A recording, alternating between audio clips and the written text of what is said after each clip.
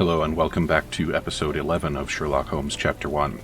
I'm Vic, and you're watching yet another Let's Play channel. And nothing, and I mean nothing, has changed in between episodes. Nothing at all. So let's talk to this lady about making us a full-size pretend elephant. Good day, madam. I've come to you with a special requirement. The tailors on the street can't help me, I'm afraid. Could you make a doll for me? Oh, Senor Holmes. You taught the police how to do their job, and they found the thief. Of course I will help you. But what sort of doll? A child's doll, such as my great niece might play with? No, an adult doll. A little larger than your typical doll. Signore, I don't understand. Boy, girl, animal, and what color? Animal, a passionate, perhaps amorous animal. Ah, Signore, you talk in riddles. I am an old lady who's seen it all. Tell me what you need. I need a life-size elephant. I think Mrs. Nini outdid herself with this one. Is that a tail? That's a trunk, John, but I must agree with you that it's her masterpiece. Well, let's not waste any time. Also, nothing's changed with John. So we have an elephant now. What are we doing with it? Yeah, I've got all the things. Intersection of Knights and Trinity? What? Wait a minute, what? No. Yeah, okay. Yeah, no, we need to go use the coal gas shed. Right. We're going to use Gildan's equipment to inflate our elephant sex doll. No, I didn't just stop to check that I was past the first minute.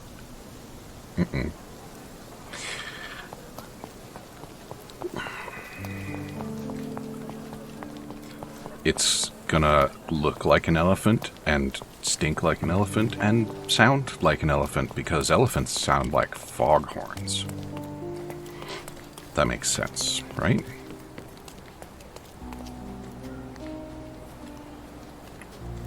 Excuse me, you're gonna want to hurry because the light is about to be interrupted.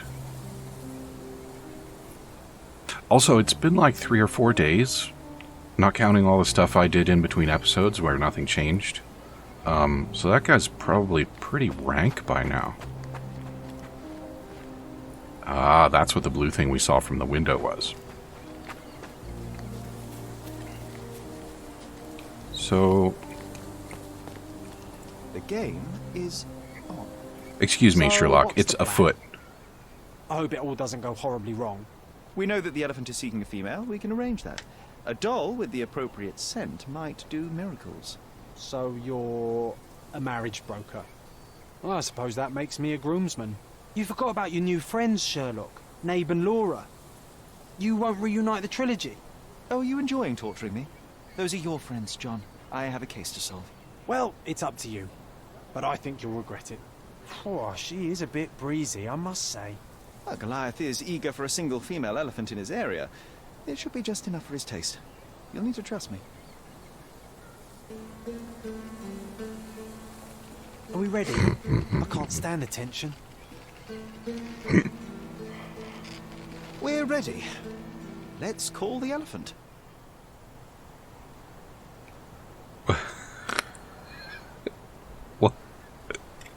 What do you think?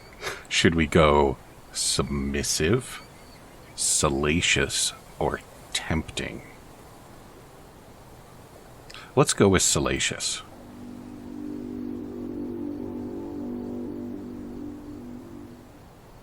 Was that How could anyone resist?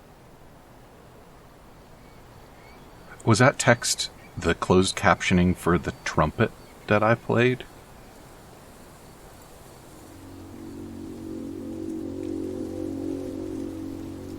And why are they puns? I knew a lady once who said just that. John, you don't know any ladies. I don't think you even like ladies. These are terrible. Too bad I'm not an elephant. You could be.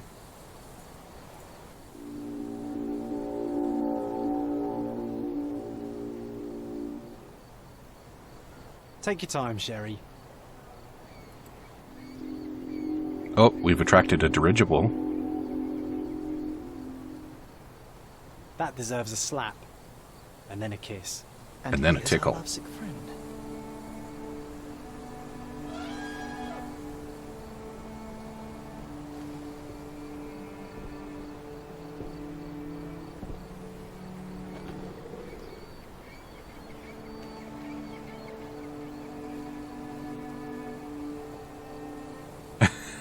And they just went off together.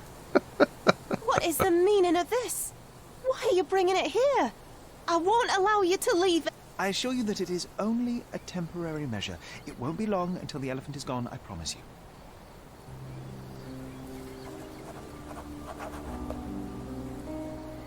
So now we are gonna have a look at the Oliphant and see if we can figure out what his deal is.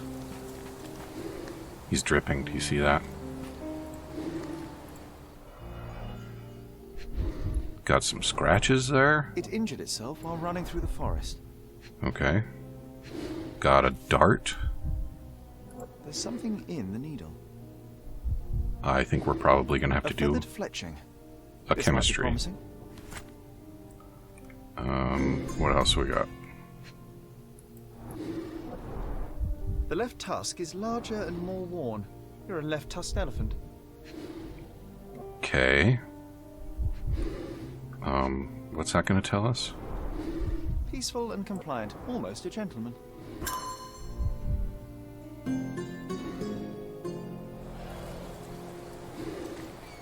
All evidence collected. So it's probably Mind Palace time? No, it's chemistry time. Of all the Sherlock games we've done, this is my favorite chemistry. So we need 3 and -4. And, well, this is the first one that doesn't add up easily, isn't it? Just kidding. So we've got a 3 and a 4, and we need a minus, and we need to add. And we are done. Traces amount of strychnine. This amount could kill a human, but was not enough to topple such a large animal. Instead, it most likely aggravated the elephant, causing a fit of rage and a burst of strength.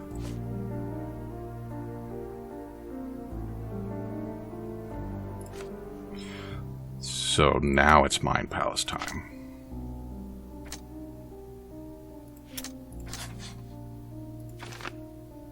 Both Arthur Swift and Paul Perks had the means to shoot the elephant with a dart, but third party used Goliath, third party protected Theodore. No, we don't have any reason to believe that either of these individuals was trying to protect Theodore.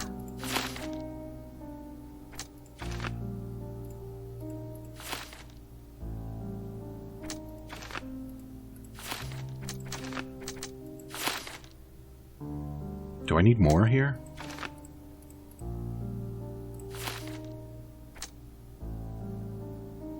What more do I need?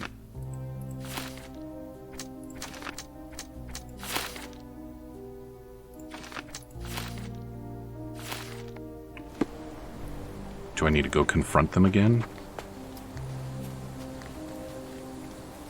I mean, I think, at this point, I think Paul done it.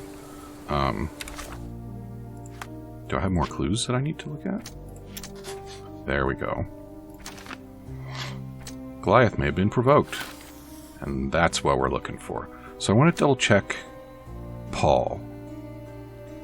Because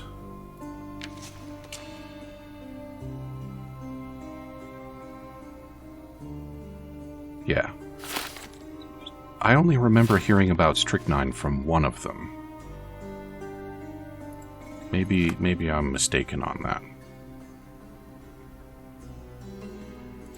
So where's the bit with the darts? Paul loads them with strychnine. And our other friend Yeah, see, we don't have the strychnine connection here. Used to kill rodents. And if you were killing, well, I mean, he could just be lying about that, right? It could be that it was still loaded with enough strychnine to kill a human. We didn't look.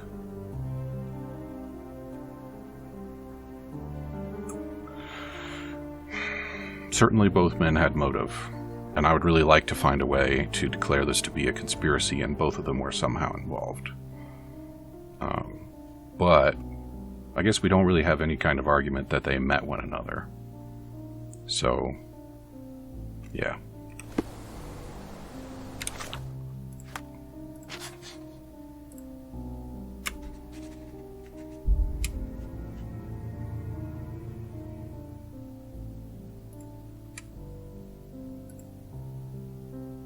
Am I waiting for something?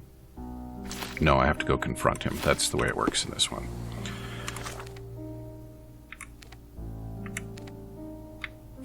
So we're going down to the Yacht Club.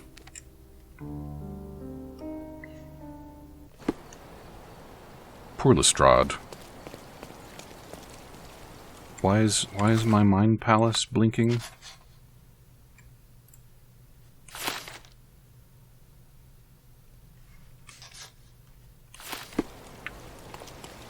See, look at that. That thing said, all clues found for current case. And if that's the case, then why haven't all of these turned green? Is it because we're going to revisit these places for other cases? I guess that could be. I mean, the only reason we're doing this is because it turned out to be related to the dead mom case. So yeah, I'll go with that.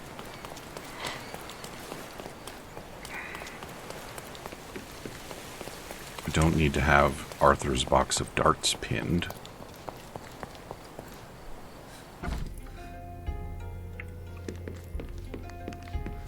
Is he going to be politely hanging out in his office where I can just grab him up? Oh, look at that. I mean, she. I don't know which is appropriate. So what? Oh yeah, we can. I don't know what this means. I know what it means. I don't know what you're suggesting. I'm clueless. I'm clueless. I don't know what you're suggesting. All right.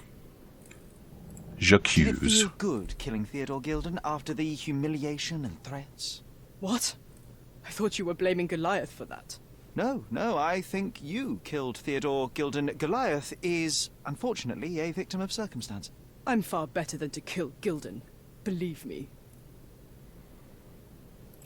You see, I managed to capture the elephant. Goliath had a dart stuck in his hide, similar to the ones that you used to kill rodents. My guess is that you used Goliath. A dart can kill a mouse or human, but for an elephant it's not enough. Strychnine is a powerful stimulant and convulsant. Once the drug was in the bloodstream, Goliath became extremely agitated and so blinded by the flow of energy that he killed his owner. And my dart is responsible for that. I'd rather use my hands. Yes, there would have been fewer variables, but after the attack on you, your condition didn't allow for a direct confrontation. So, you used what you had. That's not what happened. Anyone might have the same set of darts as I do. They're not expensive. But not everyone knew Theodore and had access to his property. You were at the crime scene at the precise moment when Gilden died. I was not.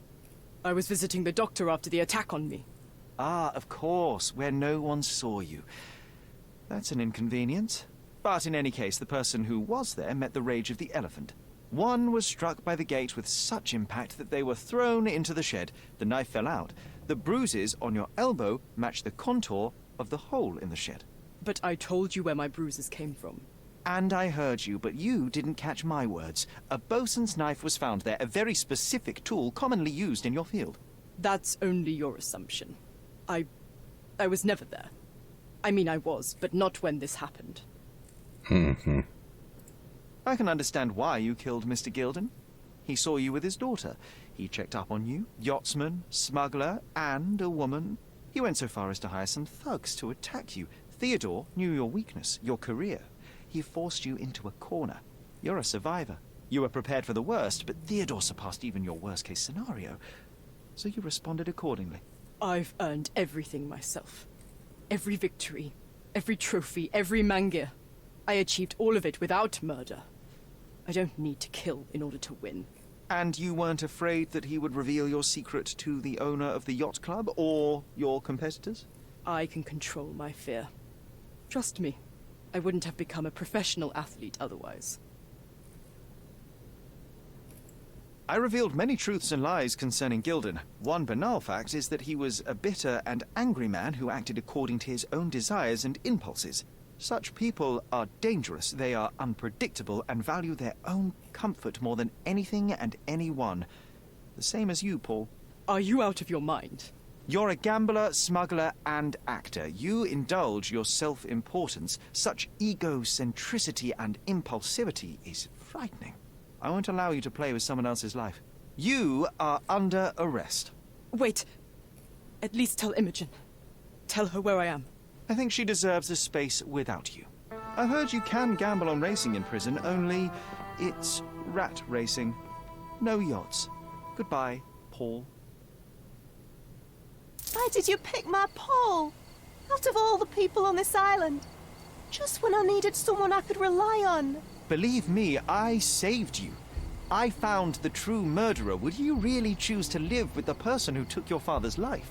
You took away the pillar I was relying on. Paul was my only hope. You've destroyed it. It was Paul who destroyed it, not me. I was merely the fact-checker who discovered the real culprit. And now about that elephant. Oh yes, Goliath. You did nothing about it. I had to deal with it. Fortunately, there was a real man wanting to help me. He agreed to buy Goliath and relocate him to his property. I suppose I must congratulate you. I'd rather you leave. But first, here are my father's belongings. Some of them have information about your mother. Take them and leave me be. I appreciate it, Miss Gildan. I assure you, I only wanted to find the true perpetrator. Perhaps. Or perhaps you found a convenient scapegoat. Goodbye. I truly hope you meet more honest people in the future. Take care. And maybe try and do a few minutes of growing up along the way. I found all the books. I don't care about John's stupid challenge.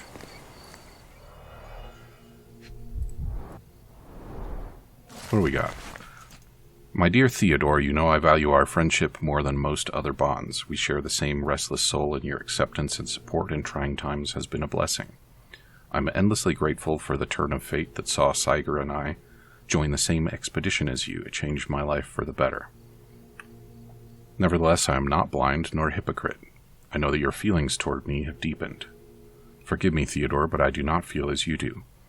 I must spare you the pain of one-sided love before it is too late. Please see enclosed the necklace you so thoughtfully gifted in remembrance of our adventure together. I cannot in good conscience continue to wear it. I know this letter will cause you such hurt, and for that I can but apologize deeply. Yet my heart is with Siger, who is still unaware of your desires. If this sees the end of our friendship, I will understand, but I truly hope we can continue to share the conversations, collaborations, and kindnesses that have brought me such joy all these years.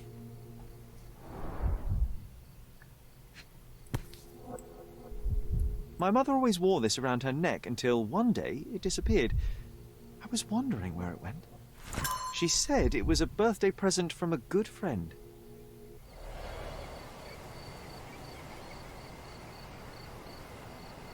And I think I recall that Siger was Sherlock's father.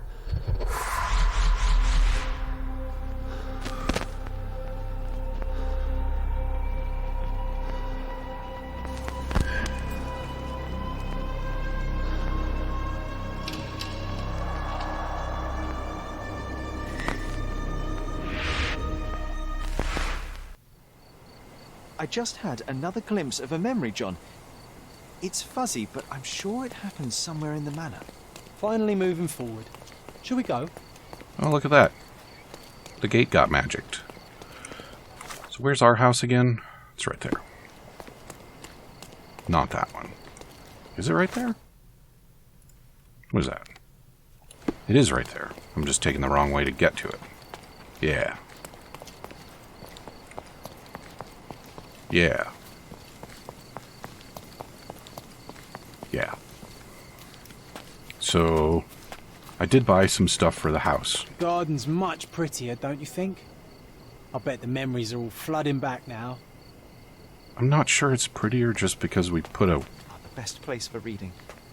wooden swing in it, but I do like the, I imagine Goliath was surprised to find out his lady was not real. any port in a storm. Yeah, I'd say the garden still has a ways to go, but I did buy all the things that were available to buy, including this disappointingly clothed statue. But it still kind of got nipples, so I guess it's not all bad. You probably noticed that I've got many monies now. I went and found all of the bandit dens and spent far too much time beating up bandits. Oh, and there's the other bench that I bought. I do like the kind of wild look of the garden, but I think maybe it should be balanced out with some more deliberate-looking trails. And, well, I just think the courtyard needs to be all redone. If we're going to have paving stones, they ought to not have plants growing out from in between them. You know, pick one or the other.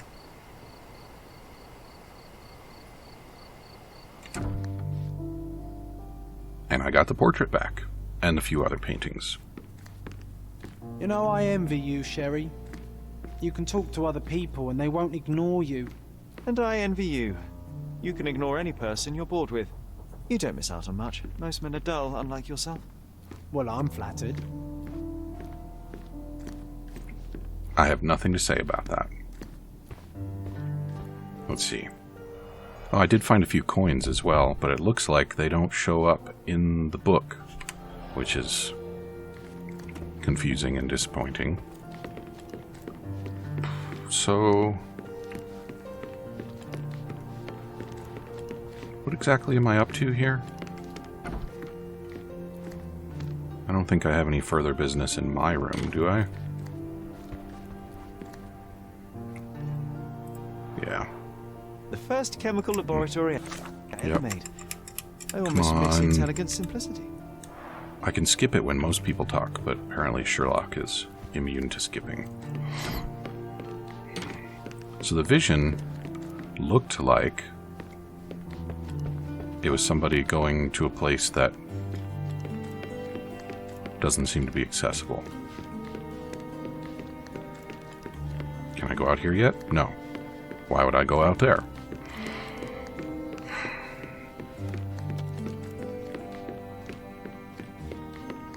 All of these doors still seem to be grayed out. I think this was the door in the vision, though, maybe? Another one. There must be something important behind it. I can feel it. So why did we come back here? Just to not accomplish anything? Hide a key in a pocket. Okay, so we're interested in the mirror. Well, I remember where the mirror is. Do I have to pin him? I do. I have to do a pin. Right? Here we go.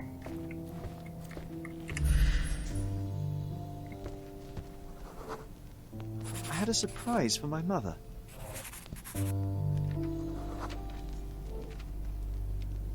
You had a shovel with you, John. I was holding an ancient Greek vase, or rather, quite a big piece of it. I remember now, we dug up the vase from Greek ruins here on Cordona, and were eager to show my mother right away. Is that it? No. For some reason, the door was closed. We knocked. But nobody answered. There must be We thought something that she was important busy. behind it. So we left the vase and ran downstairs.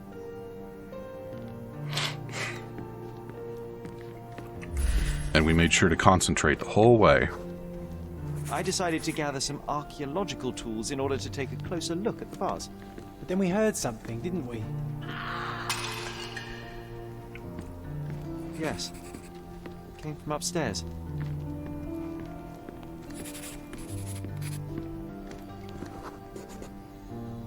The vase was broken, shards scattered all over the floor. And your mother was standing at the door. Indeed, John. I doubt it was her. Let me concentrate. Otto Richter was standing there, furious at us. Dr. Richter told us never to disturb my mother when the door is closed. He said she had broken the vase. But we didn't believe him. I bet he smashed it.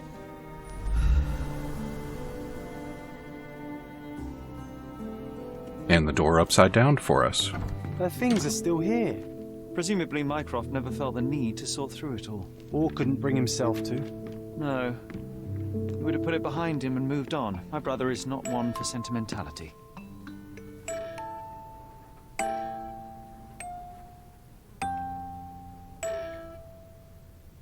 The music box must have a hell of a spring on it. Oh, look, a lovely bath.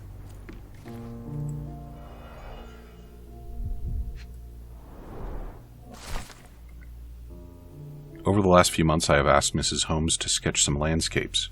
The first few were clear and accurate, but subsequent drawings quickly drifted away from reality. It appears her disease progresses rapidly, and perhaps even affects her vision. I may need to consider trepanation. For those of you who don't know, trepanation, sometimes called trepanning, is a practice of drilling holes in people's heads. It originated as a religious sort of ritual. It involved either like letting bad spirits out of your brain pan or letting the light of the gods in, depending on your beliefs. I think both of those were legitimate. This guy probably wanted to do it to relieve pressure on her brain, but that might be giving him too much credit. Why am I not interested in this set of finger scratches on the table?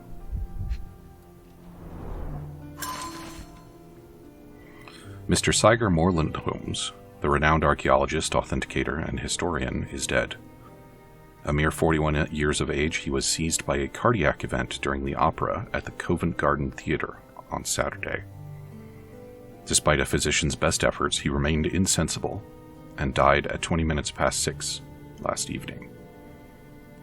His sudden end came as a severe shock to his large circle of acquaintances. Mr. Holmes is survived by his wife, Violet, and 2 sons, Mycroft 16 and Sherlock 6. Funeral services will be held Wednesday at the Highgate Cemetery of St. James. It's a strange feeling to read about my father's death in the newspaper. I can't recall anything except the deep feeling of loss. You were too young. It happened before we even met. It's so sad. I'm sorry. Before Sherlock made you up, you mean, John?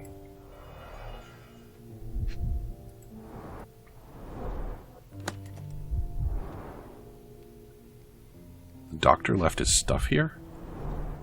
Do you think the doctor could have used these tools here? I hope not. No labels. I doubt it ever had one.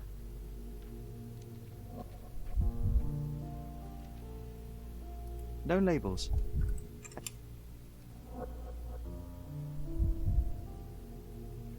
Well, what am I supposed to do with it then? There appear to be residues of the bottle's contents at the bottom. We're gonna do a chemistry. Initial consultation revealed the patient suffers sleep problems, periods of anxiety, and slight confusion of memories. Prescribed a strong sedative to be administered daily and will continue to monitor symptoms. Sedation has helped to minimize anxiety attacks, but Miss Holmes now experiences catatonia, apathy, and prolonged depressive states. Moreover, the patient's confusion has worsened and she has begun writing letters to her deceased husband as if he were alive. I prescribed 6 further drugs to balance her mental state and weekly hydrotherapy. The current drug regimen has delivered middling results, with confusion worsening into near constant delusion. Patient grows aggravated when these beliefs are contradicted, prompting aggressive behavior. I've now witnessed several episodes of violence against her own family and towards herself. Consequently, I ordered that bars be installed on the windows and that Mrs. Holmes be strapped to her bed at night. The dosage of all medications has been raised.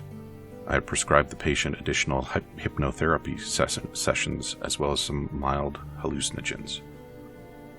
Was that actually hydrotherapy or was it hypnotherapy? No, it definitely was hydrotherapy. Okay. Well, I might have known what trepanning is, but I'm not sure what hydrotherapy is.